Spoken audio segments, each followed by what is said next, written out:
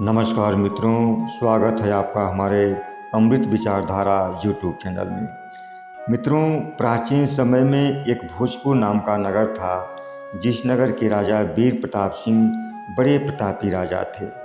एक दिन राजा वीर प्रताप सिंह अपने राजमहल में एक महान ज्योतिषाचार्य को बुलवाए और पूछने लगे, गुरुदेव, आप हमें अपनी ज्योतिष विद्या से ये बताएं कि हमारी शादी कब और कहाँ होगी। महान ज्योतिषाचार्य ने कहा, राजन, आपकी शादी धर्मपुर नगर के राजा की बेटी पद्मिनी के साथ होगी और बहुत जल्द होगी। और संयोग की बात उसी समय सैनिक ने आकर कहा, महाराज, पदमपुर के राजा मान सिंह आपसे मिलने के लिए आए हैं। राजा वीर प्रताप सिंह ने उन्हें बड़े सम्मान के साथ अंदर बुलवाया और फिर उनसे आने का कारण पूछने लगे।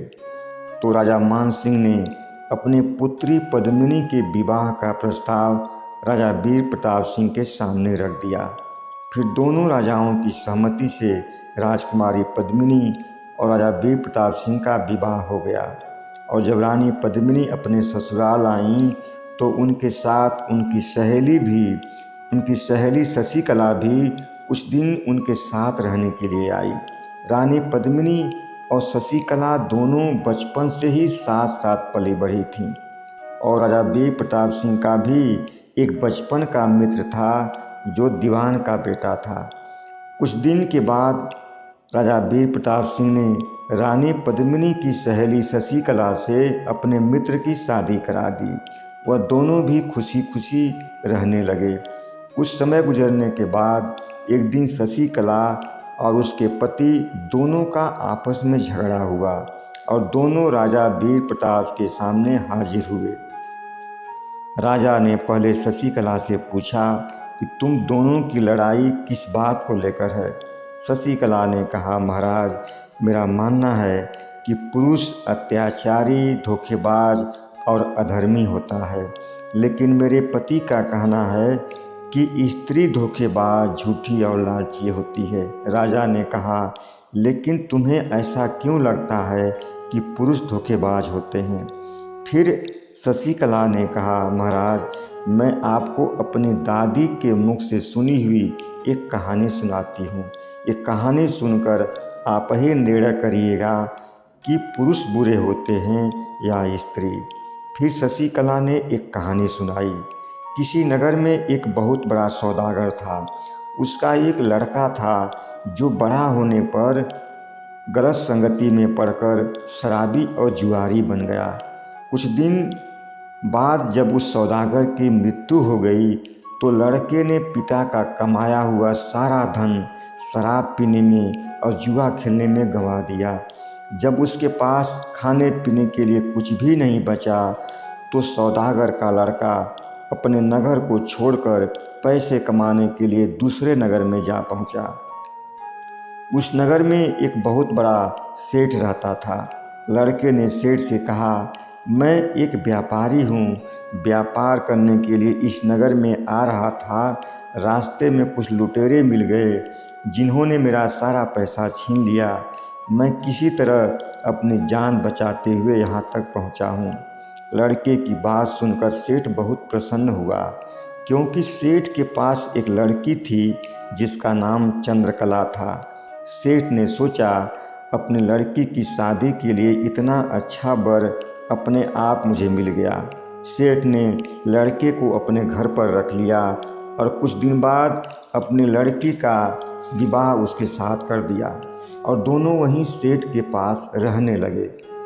कुछ समय गुजरने के बाद सेठ जी ने खूब ढेर सारा धन देकर अपनी बिटिया चंद्रकला को विदा कर दिया। जब दोनों पति पत्नी अपने घर चलने लगे तो चलते चलते कुछ दूर पहुंचने पर रास्ते में सुनसान रेगिस्तान पड़ा। लड़के ने अपनी पत्नी चंद्रकला से कहा, इस इलाके में डाकुओं का बहुत डर रहता है। तुम एक काम करो कि अपने पहने हुए सारे जेवर उतार कर मुझे दे दो, मैं उसे छिपाकर अपने पास रख लेता हूँ। चंद्रकला ने अपने सारे जेवर उतार कर अपने पति को दे दिए। फिर उस नौजुवक ने अपनी पत्नी के सिर पर धोखे से वार किया। वह बेहोश होकर वहीं गिर पड़ी और वह नौजुवक उसे वहीं छोड़कर अपने गांव की ओर चल दिया। कुछ देर के बाद जब चंद्रकला को होश आया तो वह एक राहगीर की सहायता से अपने पिता के घर पहुंची और अपने पिता से बोली कि रास्ते में कुछ डाकू मिल गए। उन्होंने हमारे ऊपर वार कर दिया। मैं गिरकर बेहोश हो गई और हमारे सारे पैसे, सारे जेवर छीन लिए। और मेरे पति का क्या हुआ, कहाँ हैं और किस हाल में हैं, मुझे कुछ नहीं मालूम। सेठ ने कहा, बेटी तुम चिंता मत करो। तेरा पति अगर जिंदा होगा तो किसी दिन जरूर वापस आएगा। उधर वह सौदागर का बेटा जब अपने गांव पहुंचा तो एक बार फिर से उसने अपने सारे रुपए, पैसे, जेवर शराब और जुआ में उड़ा दिए। एक बार फिर से वह कंगाल बन गया और कंगाल बनने के बाद उसने एक बार फिर ससुराल के लिए चल दिया। और ससुराल पहुंचने पर रास्ते में ही उसकी पत्नी उसे मिल गई। और जब पत्नी ने उसे देखा तो वह बहुत प्रसन्न हुई और कहने लगी कि तुम चिंता मत करना, मैंने यहाँ आकर अपने पिता से कुछ भी नहीं बताया था। सेठ जी भी अपने दामाद से मिलकर बहुत प्रसन्न हुए। फिर वह सौदागर का बेटा सेठ के साथ रहते हुए सेठ जी का सारा कारोबार संभालने लगा। कुछ दिन गुजरने के बाद जब सेठ की मृत्यु हो गई तो सौदागर के बेटे ने एक दिन रात में सोते समय अपनी पत्नी का गला दबाकर उसे मार दिया और सेठ का सारा धन लेकर के अपने गांव चला गया। फिर रानी की सहेली शशिकला ने राजा वीर प्रताप सिंह से कहा, महाराज अब आप बताइए कि धोखेबाज कौन है, आदमी या औरत। फिर राजा वीर प्रताप सिंह ने शशिकला के पति यानी अपने मित्र से पूछा, तुम बताओ तुम्हें क्यों लगता है कि स्त्री ही धोखेबाज होती है। फिर राजा के मित्र ने अपनी दादी के मुख से सुनी हुई एक कहानी सुनाई। एक नगर में एक धनवान बनिया रहता था। उस बनिए का एक लड़का था। जब लड़का जवान हुआ तो बनिए ने उसकी शादी एक सुंदर युवती के साथ करा दी। कुछ दिन के बाद बनिए का लड़का व्यापार करने के लिए दूसरे देश को गया और कई वर्ष बीत गए लेकिन वह वापस नहीं लौटा। एक दिन उसकी पत्नी अपने घर के बाहर खड़ी लोगों को आते जाते देख रही थी और इतने में वहाँ से गुजरते हुए उसने एक जवान आदमी को देखा और उसे अपना दिल दे बैठी। फिर वह प्रेमी रोज रात के समय उसके घर आने लगा और सुबह होने के बाद वह चला जाता। जब कई वर्ष बीत गए तो उसका पति परदेश से पैसे कमाकर घर लौटने लगा और जब वह शहर से पैसे कमाकर घर लौट रहा था तो एक चोर भी उसके पीछे पीछे उसका पैसा चुराने के इरादे से लग गया। जब चोर को पूरे रास्ते में पैसा चुराने का मौका नहीं मिला तो वह बनिए के घर तक चला आया। जब चोर और बनिए का बेटा दोनों गांव में आए तो अंधेरा होने लगा था और अंधेरा होने के चलते वह चोर चुपचाप कमरे के अंदर गया और एक कोने में छिपकर बैठ गया। जब उस औरत ने देखा कि उसका पति परदेश से आया है तो उसने खाना बनाकर अपने पति को खिलाया और बिस्तर पर सुला दिया। रास्ते भर का थका मादा बनिए का बेटा जल्दी ही गहरी नींद में सो गया। कुछ देर के बाद जब रात और गहरी हुई तो उस औरत का प्रेमी उससे मिलने के लिए आ पहुंचा। औरत ने जब अपने प्रेमी को देखा तो उससे कहने लगी कि आज मेरे पति परदेश से आए हैं और अपने कमरे में सो रहे हैं। तुम कोई ऐसा उपाय करो कि हमारे और तुम्हारे बीच कोई बाधा न रहे।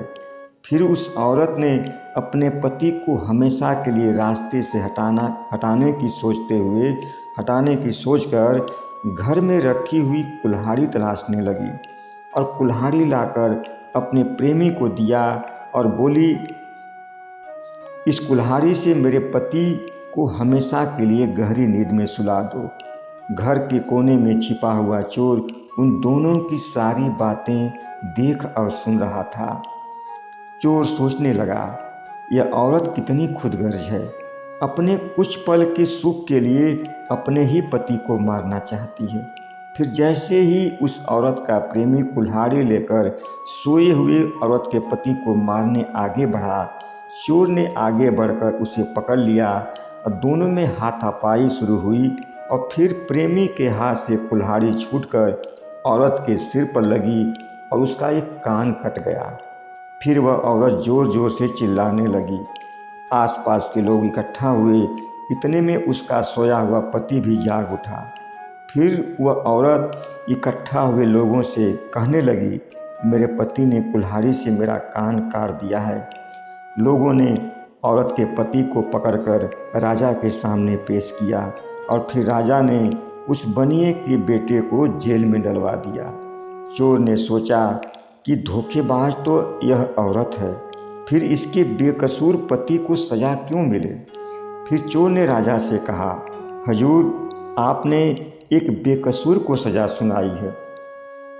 राजा ने चोर से पूछा, तुम कौन हो और तुम इन दोनों के बारे में क्या जानते हो, साफ साफ बताओ। चोर कहने लगा, हजूर, मैं एक चोर हूँ। चोरी करने के इरादे से इस औरत के पति के पीछे पीछे इसके घर तक आया था और इसके घर में छिप गया था। मैंने सोचा था रात में जब यह सो जाएगा तो इसका सारा धन चोरी करके चला जाऊंगा। लेकिन महाराज, इस बनिए की बीवी बड़ी धोखेबाज है। जब सफ़र का थका मांदा इसका पति जल्दी ही सो गया तो कुछ देर बाद इसका प्रेमी इससे मिलने के लिए आया। फिर इस औरत ने अपने प्रेमी से अपने पति के घर आने की बात बताई और बोली, अगर तुम मुझसे प्रेम करते हो तो तुम्हें मेरे पति को रास्ते से हटाना होगा। फिर इसने घर के अंदर से एक कुल्हाड़ी लाकर अपने प्रेमी को दिया और जब इसका प्रेमी कुल्हाड़ी लेकर इसके पति को मारने चला तो मैंने पीछे से उसे पकड़ लिया। हम दोनों की हाथापाई में कुल्हाड़ी इसके प्रेमी के हाथों से छूट गई और इस औरत के कनपट्टी पर लगी और इसका कान कट गया। और महाराज, इसका पति तो बिल्कुल ही बेकसूर है और आप मुझे भी जो सज़ा देंगे वह मुझे मंजूर है। चोर की बात सुनकर राजा ने उस औरत और उसके प्रेमी दोनों को गिरफ्तार करवाकर जेल में डलवा दिया और बनिए के बेटे और चोर को छोड़ दिया। फिर वह बनिया उस चोर से कहने लगा, भाई, तुम चोरी करने मेरे घर तक आए थे, लेकिन तुमने मेरी जान एक धोखेबाज औरत से बचाई है। इसलिए मेरे पास जितने भी पैसे हैं तुम जितना चाहो ले लो और अपने घर लौट जाओ। ये कहानी सुनाकर राजा वीर प्रताप सिंह का मित्र कहने लगा, राजन, अब आप ही बताइए कि औरत धोखेबाज है या पुरुष। फिर राजा वीर प्रताप सिंह ने कहा, तुम दोनों अपनी अपनी जगह पर ठीक हो, लेकिन तुम दोनों जान लो कि इस संसार में चाहे पुरुष हो या स्त्री, जब वो अपनी इंद्रियों का गुलाम बन जाता है तो उसे अच्छे या बुरे का ज्ञान नहीं रहता। फिर बुरा कर्म ही उसे अच्छा लगने लगता है।